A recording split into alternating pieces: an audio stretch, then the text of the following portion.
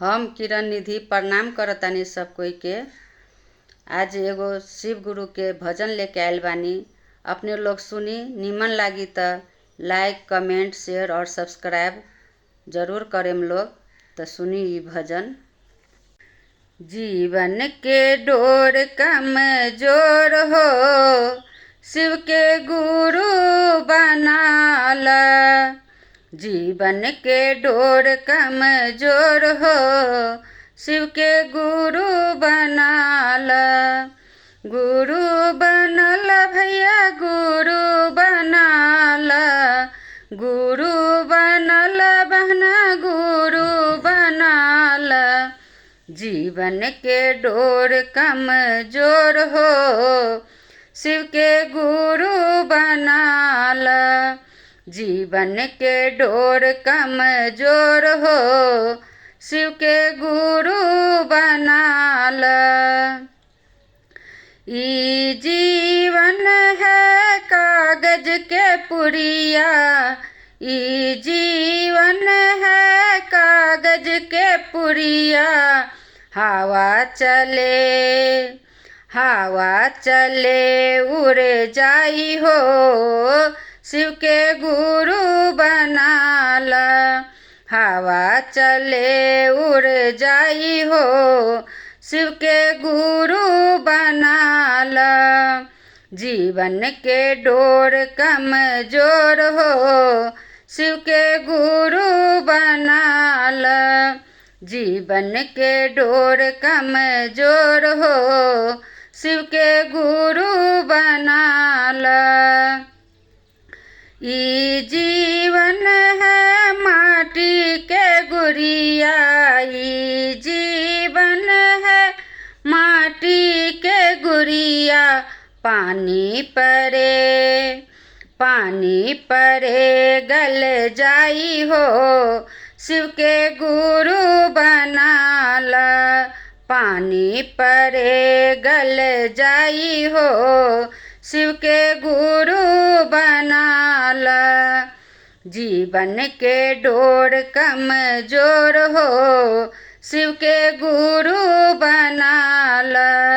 जीवन के डोर कमजोर हो, शिव के गुरु बनाल। ई जीवन है जंगल के लकड़ी, ई जीवन है जंगल के लकड़ी।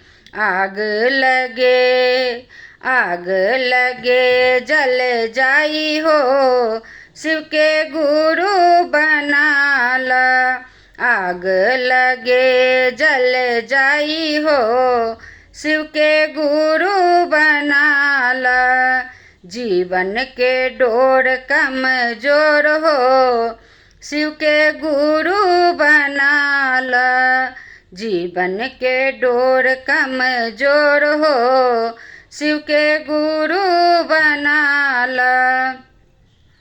भैया हरिंदर जी 3 सूत्र दिहलन, भैया हरिंदर जी 3 सूत्र दिहलन।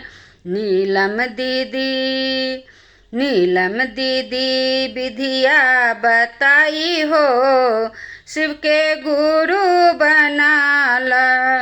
नीलम दीदी विधिया बताई हो, शिव के गुरु बनाल।